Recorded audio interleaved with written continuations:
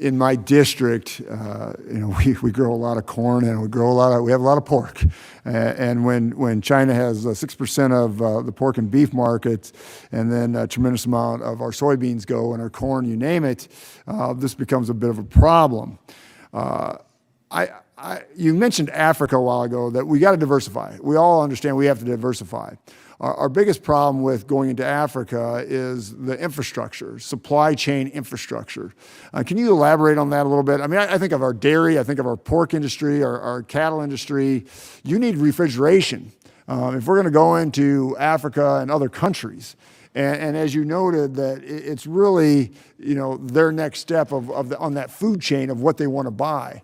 Can you talk just a little bit about that, Ambassador, of what are the obstacles of us getting into some of these countries? Yeah, first I'll start out by saying that, your point about the livestock and the amount of exports that we have, whether it's beef, pork, or poultry, mainly pork and beef, though, that's going into China. We've seen exponential growth in those two areas. And I mean, the U.S. producers benefited from that and continues to benefit from that.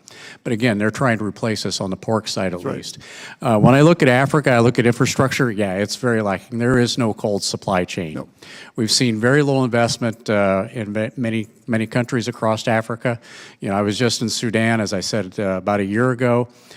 They're building some toll roads, private companies are, and everything else. But the reality is, once you get into the interior of the country, whether it's there, Tanzania, Niger, Burkina Faso, there is no infrastructure. No, exactly right. There is no infrastructure. And this is where, what we were supposed to be doing at the Food and Agriculture Organization is creating resilience and capacity in food systems, but it hasn't happened.